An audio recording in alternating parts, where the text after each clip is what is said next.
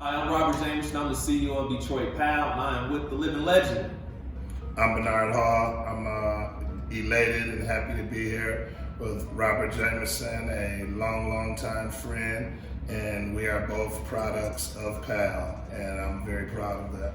I'm excited because I think just the other day, Bernard gave me a link showing that his son is up for the Heisman, Iowa State running back. Many of you may not know at this time. If you don't know him, you just need to Google him. Breece is he's 19 years old. He's a true sophomore at Iowa State University. I'm extremely proud of him. He's a really good kid. He's studying business and law. I'm slated to graduate in 3 years.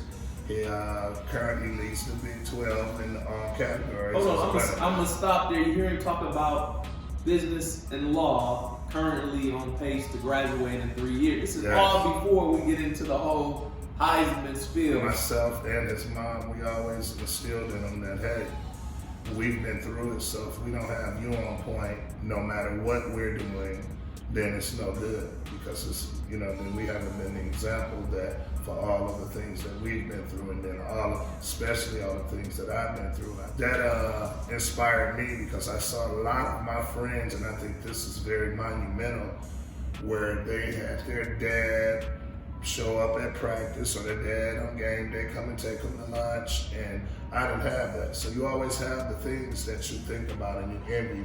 I was always told that no matter how far you go, and I was lucky to get over hurdles and a few hills and moleholes, and you could still go and play pro and play at another school, that I would never forget about high school and the things that you were instilled in you, that you went through. So the team and the camaraderie and the people that you saw, that you cried with your teammates, for those who didn't have a mom or dad at home, or who wasn't as fortunate as you, but we all went through something. So that inspired me. So when I became a father, I wanted to make sure I'd be there, So I tried to be there as much as I could and instill as much as I could in him, and be of encouragement, and be of good cheer.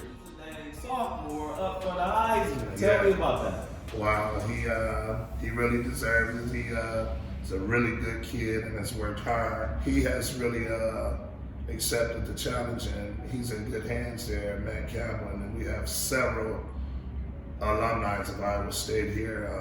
One of my really good friends, Anthony Hoskins, he's an alumni, and of course Joe Blankenship from Murray Wright, and Ray Carruthers from up in the Inkster, and it's a lot of guys, Marcus Robertson, those guys are all alumni, and they're all really good friends. So he got a lot of people that's watching out for him, and they have a really great curriculum there and good people in their school departments and everything. So he's being watched over, and I always check on him, and he calls and check in, and we go over his film every week. Besides that, he's like, Dad, you evaluate me just like they are, a little bit more, so that, I think that helps him a lot, because he's listening on both ends, and it has benefited him. So he's up for the Heisman, and he's also up for the Doak Walker Award as a sophomore. So I am super proud. I'm gonna stop there. Did you see the change in his demeanor? Like, just proud. I mean, you can see him smiling, the same smirk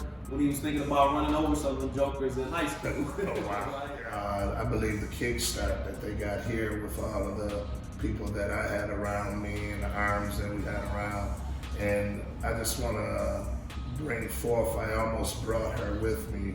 She was such an intricate part of helping them grow really quickly, and she was a principal at a school, and I hope she sees this and smile, because the teachers here and the people here that are in Detroit public schools, a lot of the teachers in the third generation and fourth generation teachers and principals, they don't get to just do.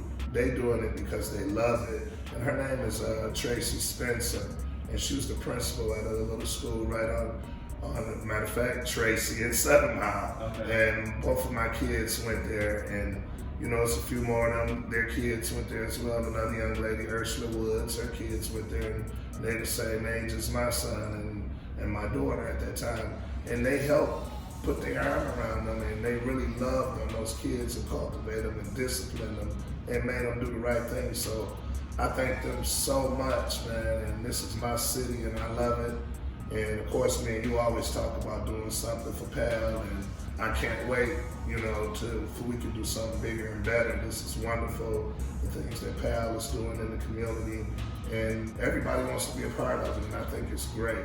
At PAL, that's what we want to be. We want to be that person that helps the youth find their greatness, helps families really shape that village that they need around them to be able to get through this difficult time in life. Make sure you be true to yourself, and the number one thing is you have to ask questions and you have to ask for help.